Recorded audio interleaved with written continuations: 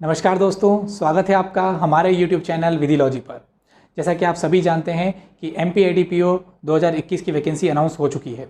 उसका जो detailed video है हम ऑलरेडी कल पोस्ट कर चुके हैं। अगर आपने अब तक नहीं देखा है तो उसकी जो लिंक है वो हम इसके डिस्क्रिप्शन बॉक्स में दे रहे हैं, आप वहाँ से उस वीडियो को देख सकते हैं। आज हम बात करते हैं राइट टू इन्फॉर्मेशन एक्ट 2005 के पार्ट 3 यानी कि जो फाइनल पार्ट है उसके बारे में। ये शुरू करने से पहले थोड़ा सा हम एक ब्रीफ देख लेते हैं कि इसके पहले के जो 2 वीडियो थे उसमें हमने क्या देखा। तो इसके जो 2 वीडियो थे उसमें हमने इसका इंट्रोडक्शन पार्ट चैप्टर 1 और चैप्टर 2 यानी कि इसका विस्तार कहाँ पर है, इसकी डेफिनेशंस क्या हैं और उसके बाद जो है इसके अंदर क्या प्रोविजंस है, जो आवेदन किया जाता है RTI का वो कैसे किया जाएगा, फ़ीस क्या होगी, ये इसके बारे में देखा। उसके साथ साथ चैप्टर 3 और 4 में हमने देखा कि केंद्रीय सूचना आयोग का गठन कैसे होगा, उसमें कितने मेंबर्स होंगे, और राज्य सूचना आयोग का गठन कैसे होगा और उसमें कितने मेंबर्स होंगे। आज हम देखने वाले हैं चैप्टर 5 और चैप्टर 6, जिसके अंदर इसके अंदर अपील और जो पेनल्टीज़ होंगी उसके बारे में प्रोविज़न है। इसके अंदर कौन नियम बना सकेगा, उनकी शक्तियों के बारे में भी प्रोविज़न्स किए गए हैं। तो चलिए बिना देर करे शुरू करते हैं। लेकिन उससे पहले अगर आप हमारे चैनल पर नए हैं तो प्लीज़ सब्सक्राइब अवर चैनल, और अगर आपको हमारी वीडियो पसंद आती है तो उसे अपने दोस्तों के साथ शेयर ज़रूर करें। तो चलिए शुरू करते हैं।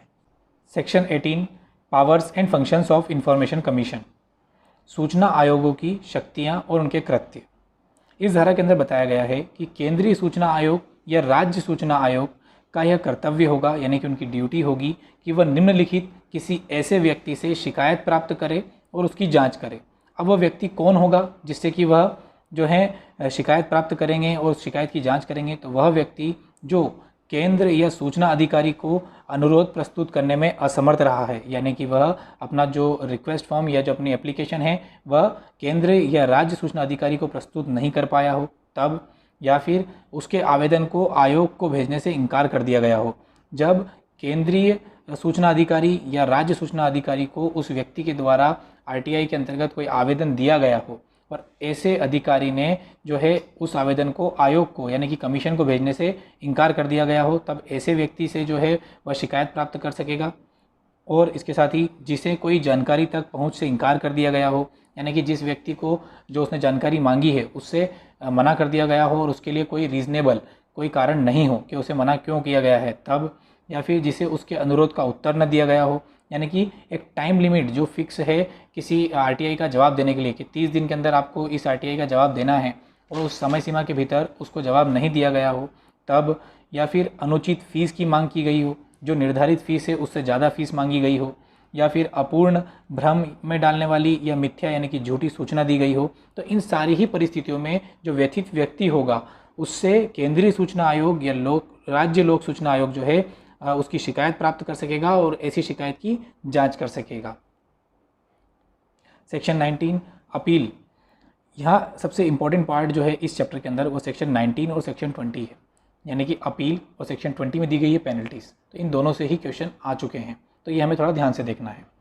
सेक्शन 19 अपील के अंदर जो प्रावधान है कि ऐसा कोई व्यक्ति जिसे सेक्शन 7 सबसेक्शन 1 या सबसेक्शन 3 के विनिर्दिष्ट समय के भीतर कोई विनिश्चय प्राप्त नहीं हुआ है, यानी कि समय सीमा के भीतर उसे जो है अपनी RTI से प्राप्त जो जानकारी है वह नहीं प्राप्त हुई है तब जो है, या फिर ऐसे जो विनिश्चय उसके दिया गया है यानी कि उसको जो जानकारी दी गई है उससे यदि वह व्यथित है यानी कि अगर जो है उससे वह संतुष्ट नहीं है, तब ऐसी स्थिति में वह ऐसे सूचना की प्राप्ति से या ऐसी सूचना प्राप्ति की जो समय है उसकी समाप्ति की तारीख से 30 दिनों के भीतर केंद्रीय यानी कि सेंट्रल या स्टेट लोक सूचना अधिकारी की पंक्ति से वरिष्ठ पंक्ति के अधिकारी को अपील करेगा।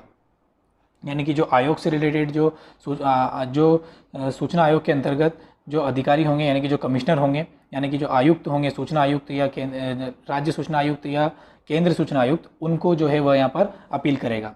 तो यहाँ पर यही याद रखना है कि 7(1) और 7(3) के अंदर जो अपील होगी वह 30 दिनों के भीतर होगी। इसके बाद सेक्शन 11 यानी कि हमने उसमें जो देखा था पर व्यक्ति थर्ड पार्टी कौन होता है, तो उसके बारे में यदि अपील होगी तो जब वो अपील करेगा तो यहाँ पर भी 30 दिनों का समय होगा। अब वो अपील किस लिए करेगा? तो जब थर्ड पार्टी से रिलेटेड यदि RTI के द्वारा किसी इन्फॉर्मेशन को मांगा जाएगा और ऐसी इन्फॉर्मेशन जो है जो लोक प्राधिकारी है उसके द्वारा उस व्यक्ति को दे दी जाएगी, और अगर जो पर व्यक्ति है, जो थर्ड पार्टी है, जिसकी सूचना ऐसे व्यक्ति को प्रोवाइड की गई है जिसने RTI से मांगी है, तो जो पर व्यक्ति है वह इसके विरोध में अपील कर सकेगा कि ऐसी सूचना किसी को न दी जाए। तो जो ऐसी विरोध की जो अपील होगी वह कितने दिनों के भीतर? 30 दिनों के भीतर की जाएगी। उपधारा 1 के विनिश्चय के विरुद्ध सेकंड अपील यानी कि द्वितीय अपील 90 डेज़ के अंदर सेंट्रल या स्टेट सूचना आयोग को होगी। अब यहाँ पर जैसा कि हमने अभी सबसेक्शन 1 में देखा कि यदि जो है सेक्शन 7 सबसेक्शन 1 या सबसेक्शन 3 के अंदर जो कि उसमें प्रोविज़न किए गए हैं कि यदि आपको आरटीआई की इन्फॉर्मेशन जो है वो आपको दी गई टाइम लिमिट के बाद मिलती है यानी कि टाइम लिमिट में नहीं मिलती है, या फिर जो विनिश्चय आपको दिया गया है उससे आप संतुष्ट नहीं हैं, तो उसकी अपील जो है आपको जो 30 डेज़ के अंदर करना होगी। और ऐसी अपील से यदि आप संतुष्ट नहीं होते हैं तो उस अपील के विरुद्ध जो सेकंड अपील होगी उसके लिए जो टाइम लिमिट है वह यहाँ दी गई है कि आपको 90 डेज़ के अंदर सेकंड अपील करना होगी। अब वो किसे होगी? केंद्रीय या राज्य सूचना आयोग को। अपील संबंधी किन्हीं कार्यवाहियों में साबित करने का भार कि अनुरोध को अस्वीकार करना न्यायोचित था केंद्रीय या राज्य लोक सूचना अधिकारी पर होगा। अब जहाँ कहीं भी अपील में जो है अगर ये पूछा जाएगा कि जो डिनाई किया गया था यानी कि जो अनुरोध आया था किसी आरटीआई एप्लीकेशन में कोई इन्फॉर्मेशन जो मांगी गई थी, यदि उसको किसी केंद्रीय या राज्य सूचना अधिकारी ने देने से मना किया है, तब जो भार होगा कि उन्होंने उसको मना क्यों किया, उसका न्यायोचित कारण क्या था, यह उन्हीं पर होगा। उन्हें ही यह प्रूफ करना होगा कि उन्होंने उसे किसी न्यायोचित कारण से ही मना किया था। उपधारा 1 या 2 के अधीन किसी अपील का निपटारा 30 डेज़ के भीतर किया जाएगा, लेकिन अगर किसी कारण से इस अवधि को बढ़ाया जाता है तो वह 45 दिनों से अधिक नहीं होगी, यानी कि मैक्सिमम 45 डेज़ के अंदर जो है जो उपधारा 1 या 2 के अंदर जो अपील होगी उसका निपटारा यानी कि उसका डिस्पोजल करना होगा। Section 20 penalties शास्ति।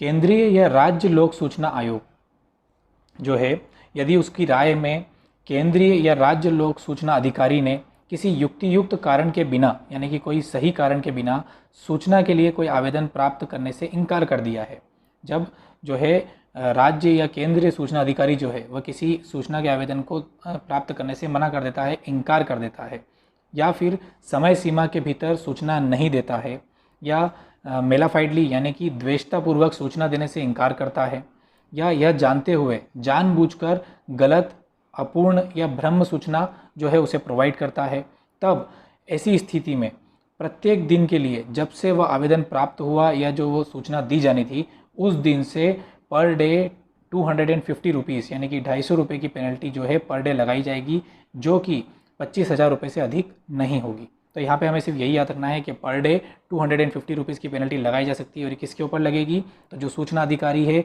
जो उसकी जो ड्यूटी है वो परफॉर्म नहीं कर रहा है, यानी कि जो आरटीआई एप्लीकेशन उसे प्राप्त हुई उसे उसने लेने से इनकार किया हो, या फिर उसके अंदर जो इन्फॉर्मेशन मांगी हुई वो नहीं दी हो, या गलत जानकारी दी हो। तो ये सारे प्रोविजंस जो हैं इनके लिए यहाँ पर जो दंड बताया गया है वह है 250 रुपीज़ पर डे, जो कि 25,000 से ज़्यादा नहीं होगा।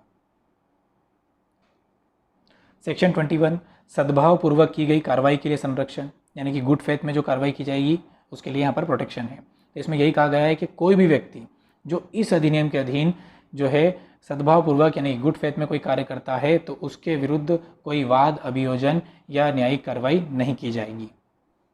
सेक्शन 22 अधिनियम का ओवरराइडिंग इफेक्ट होना, यानी कि अध्यारोही होना।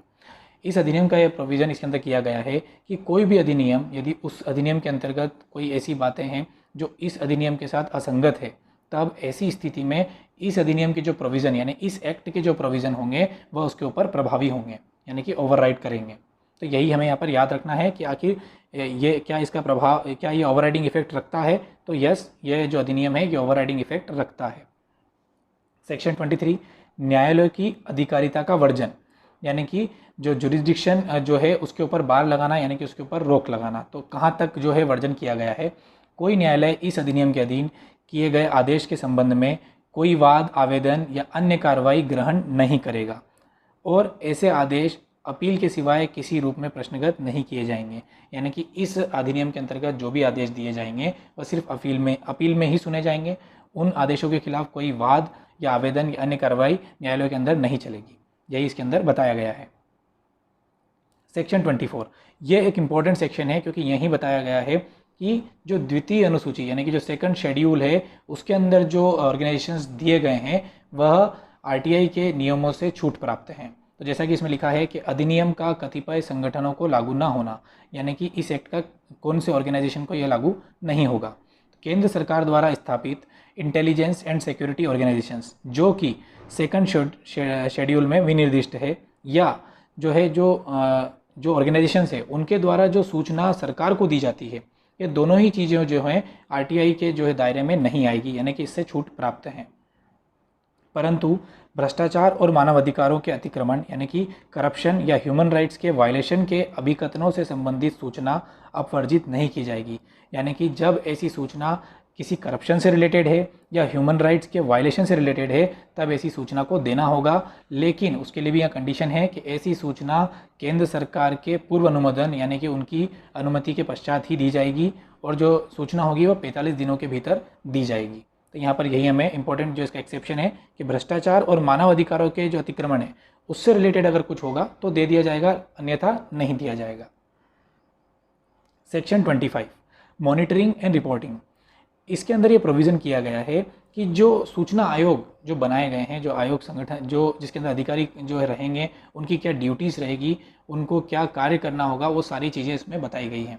तो उसका मॉनिटरिंग और रिपोर्टिंग कैसे होगी कि केंद्रीय या राज्य सूचना आयोग प्रत्येक वर्ष इस अधिनियम के उपबंधों के कार्यान्वयन के संबंध में एक रिपोर्ट तैयार करेगा और उसकी एक प्रति समुचित सरकार को भेजेगा।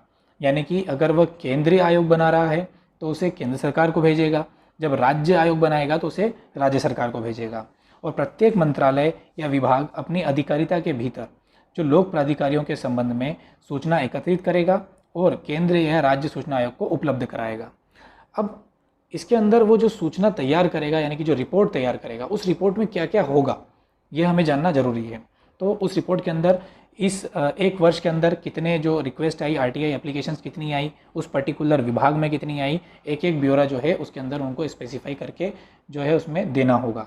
उसके साथ जो रिव्यू पिटीशन लगी अपील के लिए, यानी कि जो अपील की गई थी उनके लिए रिव्यूज़ कितनी बार या फिर पुनर्विलोकन जो है कितनी बार हुआ, उसका उसके अंदर डेटा देना होगा। किसी अधिकारी के विरुद्ध अगर कोई अनुशासनिक कार्रवाई की गई है उसके बारे में जानकारी उसमें इंक्लूड करना होगी।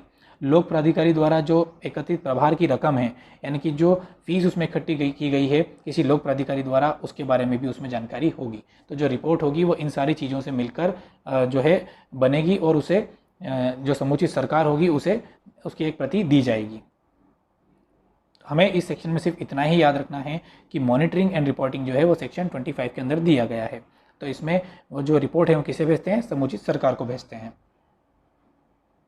Section 26 appropriate government to prepare programmes, समुचित सरकार जो है ऐसे प्रोग्राम्स बनाएगी, ऐसे कार्यक्रम बनवाएगी जिससे कि जो ये अधिनियम है उसके जो प्रोविजंस है उसके बारे में जो आम नागरिक है उनको इसके बारे में जानकारी प्राप्त हो, वह इससे अवेयर हो और उन्हें पता चले कि इसका यूज़ कैसे करना है। तो इन सारी चीज़ों को जो बोल सकते हैं कि आगे बढ़ाने के लिए या इसका प्रचार प्रसार करने के लिए इस सेक्शन के माध्यम से जो है वह प्रोविज़न कर सकेगी।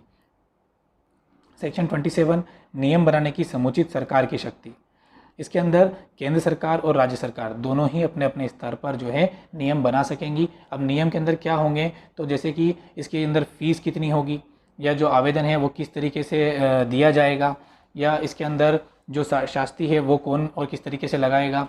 तो ये सारी ही चीज़ें हैं, उनके लिए जो नियम बनेंगे वह दोनों ही सरकार यानी कि राज्य सरकार या केंद्र सरकार बना सकेगी, जो भी उसके लिए समुचित हो। सेक्शन 28 नियम बनाने की सक्षम प्राधिकारी की शक्ति, यानी कि जो कॉम्पिटेंट अथॉरिटी है उसकी शक्ति नियम बनाने की इस अधिनियम के अंदर। तो जैसा कि हमने इसके इंट्रोडक्शन पार्ट के साथ में जो चैप्टर 1 देखा था जिसके अंदर डेफिनेशन देखी थी, उसमें हमने देखा था कि कॉम्पिटेंट अथॉरिटी कौन होंगे। जैसे कि अगर लोकसभा है तो वहाँ के अध्यक्ष, विधानसभा है तो वहाँ के अध्यक्ष, या राज्यसभा है तो वहाँ के सभापति। इसी प्रकार यदि सुप्रीम कोर्ट है तो वहाँ के चीफ जस्टिस ऑफ इंडिया जो होंगे वह उसके जो है कॉम्पिटेंट अथॉरिटी होंगे। तो ये सारे ही जो हमने उसके अंदर देखे थे कि सक्षम प्राधिकारी जो हैं वह इस अधिनियम के अंदर जो उनसे रिलेटेड विभाग है उसके लिए नियम बना सकेंगे। सेक्शन 29 नियमों का रखा जाना, लेइंग ऑफ रूल्स। तो जब केंद्र सरकार यदि कोई जो इसके अंदर कोई नियम बनाती है या जो कोई चेंजेस करती है तो उसे या फिर अगर राज्य सरकार कोई नियम बनाती है तो ये दोनों ही सरकार, या अगर केंद्र सरकार कर रही है तो वह संसद के प्रत्येक सदन के अंदर ऐसे नियम को रखेगी, और यदि राज्य सरकार कर रही है तो वह अपने विधानसभा में, और अगर किसी राज्य में दोनों सदन है यानी कि अगर विधान परिषद है तो वहाँ भी ऐसे नियम रखे जाएंगे। सेक्शन 30, कठिनाइयों को दूर करने की शक्ति। तो कठिनाइयों को दूर करने की शक्ति केंद्र सरकार के पास होगी, जो कि इस अधिनियम की प्रारंभ की तारीख से 2 वर्ष तक किया जा सकेगा।